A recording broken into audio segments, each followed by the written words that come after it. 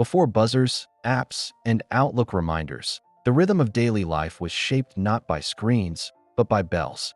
And nowhere was this rhythm more pronounced than inside medieval monasteries. In a world where time was sacred, not scheduled, monks woke before sunrise to chant prayers in echoing halls. They didn't just mark hours, they embodied them. Life revolved around the divine office, an intricate sequence of prayers sung 8 times a day. Matins, lauds, prime, terce, sext, none, vespers, compline. To us, these may sound like relics of the past, but what they built, through devotion and discipline, became the very foundation for our modern work schedule. Imagine if your day were shaped not by urgent emails, but by intentional pauses, moments to reset, realign, and return to your purpose. The monks weren't trying to be productive, they were trying to be present, and somehow they achieved both. The Benedictine Rule, crafted in the 6th century, wasn't just spiritual, it was architectural. Saint Benedict didn't just want holy men, he wanted order, clean rhythms, shared labor, regular rest. The monastery became a machine, each monk a cog in a holy rhythm. And as mechanical clocks emerged in the 14th century, guess where they were first installed? Monasteries, to ring the bells on time. Here, spiritual routine met mechanical precision. But make no mistake, this wasn't about control. It was about flow. Time wasn't a tyrant yet. It was a servant of balance. Today we seek work-life balance like a lost relic. But monks didn't balance, they integrated. Could a sacred routine be the missing key to modern burnout? Monks didn't just pray, they worked. Farming, copying manuscripts, brewing, building. And crucially, they didn't overwork. The rule of Benedict insisted on moderation. About 8 hours of labor, 8 hours of spiritual life, 8 hours of rest. Sound familiar? This wasn't just spiritual, it was sustainable. And centuries later, in the 19th century, when laborers were toiling 12 to 16-hour days, reformers looked back.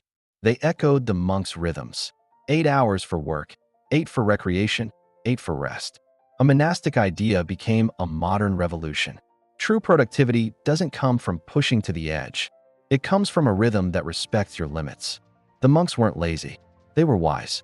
The bell was no ordinary tool. It didn't just call monks to prayer.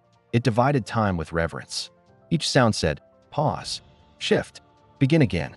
This division shaped everything. In medieval towns near monasteries, the bell influenced commerce, social life, and even legal hours. Time became collective, shared, ritualized. And so, even outside cloisters, people began to live by the bell. Structured time seeped into society. When's the last time you welcomed a pause?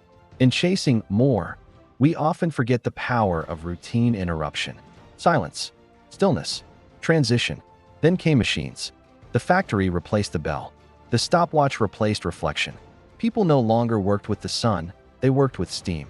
The 8-hour ideal remained, but it lost its soul. The intention was gone.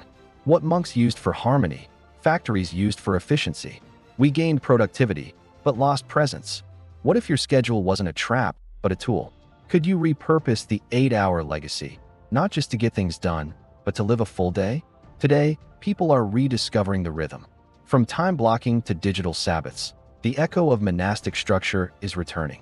Not everyone will chant at dawn, but many are waking up to the idea that structure creates freedom.